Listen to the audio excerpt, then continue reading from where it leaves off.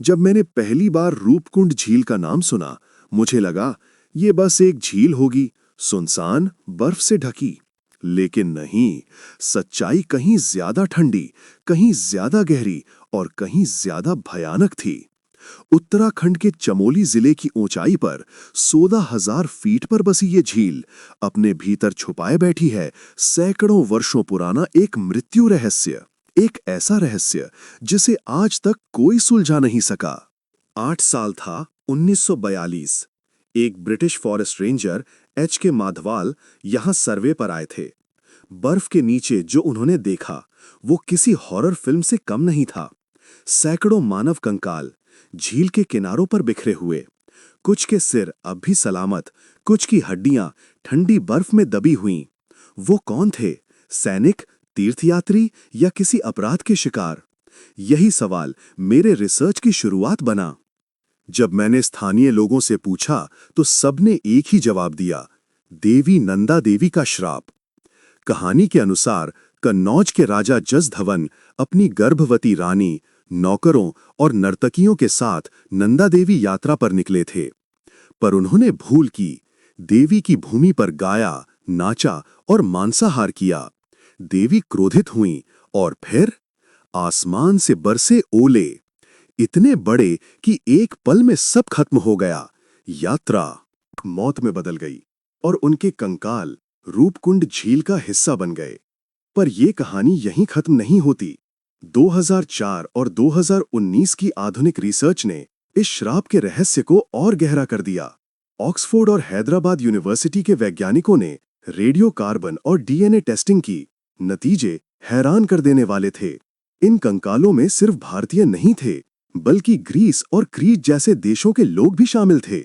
2 साल, यानी ये झील सिर्फ एक हादसे की नहीं, बल्कि 2 अलग-अलग सदियों की गवाह थी। कुछ मौतें 9वीं शताब्दी की थीं और कुछ 19वीं शताब्दी की। कई खोपड़ियों पर गोल गहरे फ्रैक्चर थे, जैसे किसी भारी वस्तु ने ऊपर से वार किया हो। थ्योरी साफ थी, ये मौतें हुई थीं ओलों के प्रचंड तूफान से। ओले जो क्रिकेट बॉल जितने बड़े थे, बर्फ, आकाश और मौत, तीनों ने मिलकर रचा था एक ठंडा नरसंहार। जब मैं खुद रूपकुंड पहुंचा तो हर मोड़ पर सन्नाटा था। ऐसा सन्नाटा जो कानों में नहीं, रूह में गूंजता है। झील तक पहुंचते ही लगा मानो हवा भी फुसफुसा रही हो। यहां कोई कहानी अधूरी रह गई है। बर्फ के नीचे मानव बस्तियां अब भी दिखती थीं, कभी साफ, कभी आधी दबी हुईं, और जब हवा चलती तो लगता जैसे कोई तुम्हारे बिल्कुल पीछे सांस ले रहा हो। आज रूपकुंड झील साल के ज्यादातर हिस्से में जमी रहती है। सरकार ने यहां कैंपिंग पर रोक लगा दी है ताकि इन अवशेषों की पवित्रता बनी रहे। लेकिन वैज्ञानिक अब भी जवाब खोज रहे हैं। ये लोग यहां क्यों आए थे और क्यों मरे?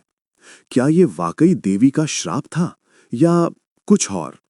आज भी जब वहां की हवा चलती है तो ऐसा लगता है जैसे वो सिर्फ बर्फ को नहीं, बल्कि उन अदृश्य आत्माओं को भी हिला रही हो, जो सदियों से वहीं फंसी हैं, अपने अधूरे सफर, अधूरी प्रार्थना और अधूरे सवालों के साथ। रूपकुंड एक ऐसी झील जो मौत के बाद भी जिंदा है और अपने भीतर छुपाए बैठी है हिमालय का सबसे ठंडा रहस्य। कुछ रहस्य बर्फ की तरह होते हैं, वो तभी पिघलते हैं जब वक्त उन्हें पिघलाना चाहे। तो बताओ, अगर तुम्हें मौका मिले, क्या तुम उस झील के किनारे रात बिताने की हिम्मत करोगे? अगर तुम्हें ऐसी सच्ची और रहस्यमयी कहानियां पसंद हैं, तो चैनल को लाइक, शेयर और सब्सक्राइब करना मत भूलना, क्योंकि अगली कहानी शायद और भी ठंडी हो।